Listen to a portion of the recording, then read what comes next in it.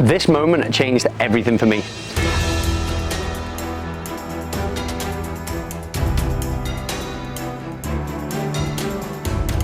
Well, going back to the start. Yeah. So my dad used to do motocross. Yeah. So I used to, when I was younger, I used to go like round the motocross fields, and I used to go round, like just walk around while my dad was racing. So I was quite young. I'd be independent and confident in the fact that I'd just walk around and talk to anyone. Because you're just mom and dad are there. This is their zone. My world. I'm safe. People know who I am, and blah blah blah. So then I just walk around. Then my dad loved motorbikes. He was always in the garage fixing his, and then I would play football. Always play football. Yeah. And then I got into motocross because my dad did. So he got me a bike. Then I just started riding. Then he realised he's actually all right. So then I started racing. But then my dad was. So this is what my dad did, which I'm very grateful for. My dad was the last race in the sequence. Okay. And then I was the first. So as it went through all the categories, my dad was last, and then it'll go back to the start, so I was next. So my dad never had time to finish his race and get me sorted. So my dad stopped racing, so then he could just have me. He stopped racing? My dad stopped completely to just focus on me. No. So there's one most important value that I've been brought up with, and that was from my dad, who was ex-military, and it was discipline and professionalism. All right, there's two. Discipline and professionalism in everything that you do. So everything that you do, give it 100%. Because there's no point in doing it otherwise. And also how you portray yourself, people will remember. The first impression really counts. So be as professional as you can. Do your best at everything you do. And one thing I never did was reflect on things. So I always executed as the best I could, but I never reflected on it. And that's one thing that I wish I knew back then. But biggest value, professionalism and discipline. So obviously the racing, then he stopped so I could then race, and then I started doing well with it. I started getting like a few sponsorships. There was one moment with that, and I started finishing, I was like 5th, 6th out of 20 people. And then there was one moment where one life-changing moment was changed, like mine and my dad's relationship. Like I'd always looked up to him, but more so from I didn't want to disappoint you. Right. And I didn't want to disappoint him just subconsciously. I probably wasn't thinking of it consciously, but subconsciously I didn't want to disappoint. Like, you're my dad. I want you to be proud of me and value me. Yeah. And there was one moment where he kind of came off a race. I came off a race, and he shouted at me, and he was like, "If you're going to race like this, we're not fucking coming anymore," or something like that. Yeah. If you're going to ride like that, don't fucking bother coming, or we won't bother coming. Let's just stop. Right. And I, like, tears streaming down my face, my goggles all steamed up. I still had my helmet on. I was covered in mud, and I went, "If you stop shouting at me, maybe I'll start winning." Yeah. That's what I shouted. I remember it like it's here now. I can. Your picture of the guy. Oh my Mate, God. I'm fucking tearing up. Yeah, it's all good, dude. I had my helmet on, and my goggles were steaming up, and I was blubbering. I was like, if you stop shouting at me and almost putting so much pressure on me, maybe I'll win. Yeah. Because I was almost scared to disappoint. And then after that, his first thing was, he kind of went away, and then I think he came back from what I can remember, and he was like, "I'm sorry." Right. And then maybe 2-3 weeks later, I realised like he never used to shout at, he wasn't shouting at me, or he wasn't putting pressure on me. Yeah. And then that's when my motocross career took off, and I started winning. When the pressure happened. Then I literally every weekend I was like, we'd go on a Friday, so they'd pick me up early on a Friday after school, so I'd leave school early, and it's like, well, David is leaving early, he's got motocross.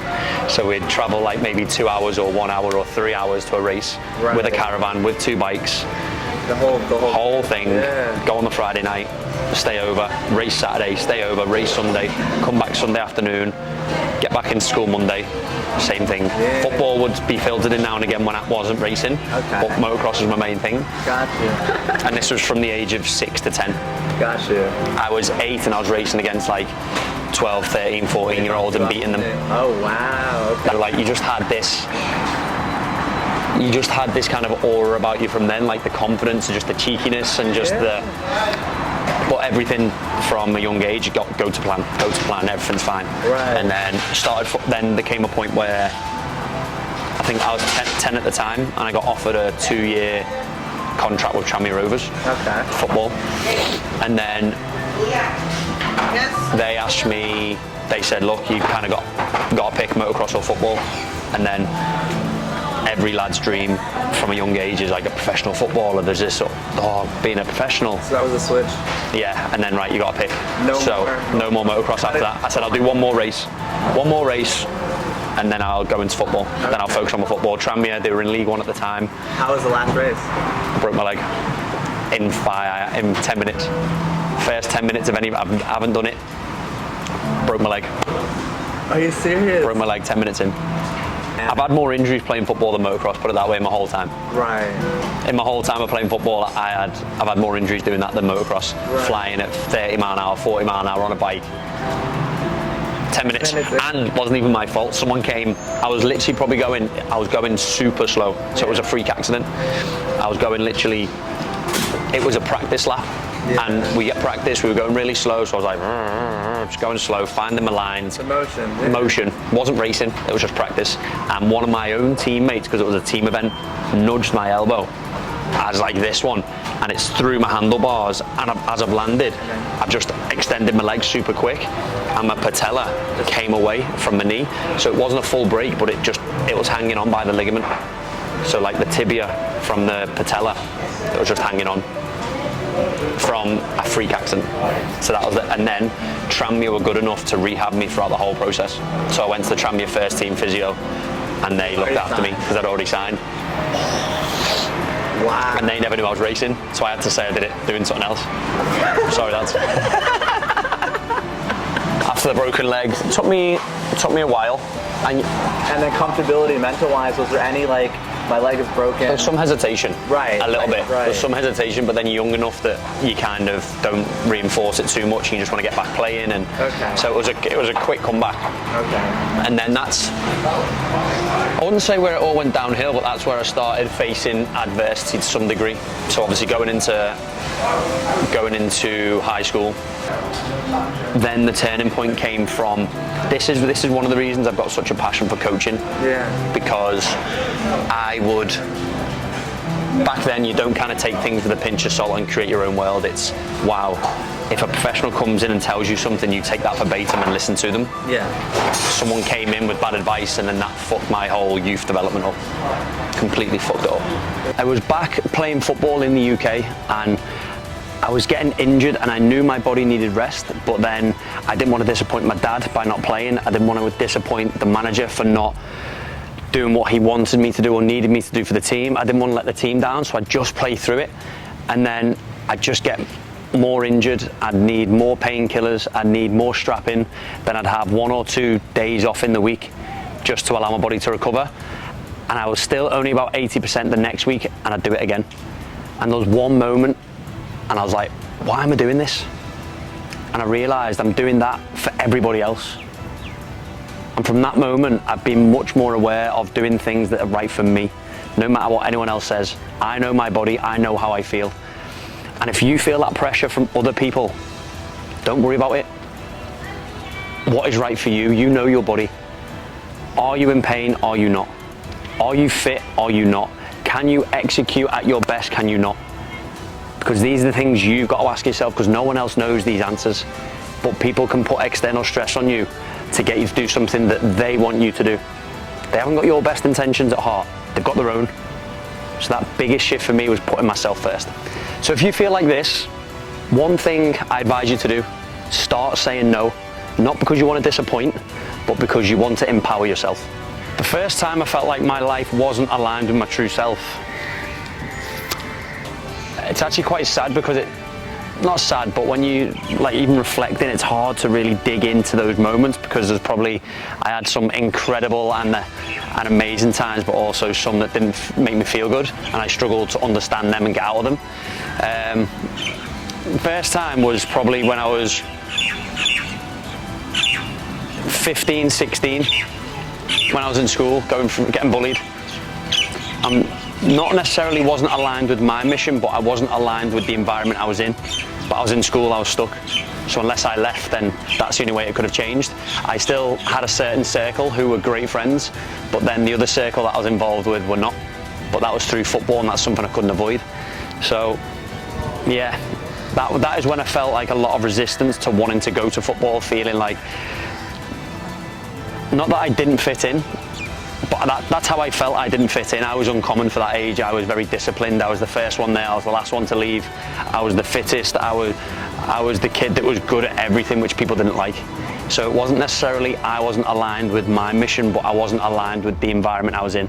And I felt very lost. I felt very misunderstood and almost very alone. So I think these struggles relate to a lot of people, because we all try and fit in at some stage. We all try and be a part of a group, or we just want to feel connected. And if we don't feel connected, first thing we'll go to is we feel that we're the problem. So we need to change to fit in with that group. When you stay authentic to you, you continue living your life how you want to live it, you keep portraying yourself as you want to portray yourself, and you attract and you'll repel. You attract your people and you repel others. But everyone will go through that stage of wanting to be a part of something. One thing I wish I knew earlier about living authentically would be live more in the heart and less in the head. You can think things all you want. You can overthink, oh, this might work, but this might not, but oh, could do this, but oh, might not. You can overthink things. So it would be that just trust exactly where you are, because you're meant to be here, and move forward with a feeling, what feels right, do that, but go all in. Don't put one toe in, whatever feels right, go all in. Trust the process, because you'll arrive, or you'll flow in exactly the sequence that you're meant to. And I trust the universe so much more now, or fully. I never used to believe in anything like that, but whether it is right or wrong, or whether it works for you or it doesn't, when you trust that you are in the right place, how can it not work for you? You believe you're exactly where you're meant to be, and then you do the best you can with what you've got. In my opinion, there's no other way to live, because if you live in your head, you overthink, you don't execute, and you just end up stuck in that same place.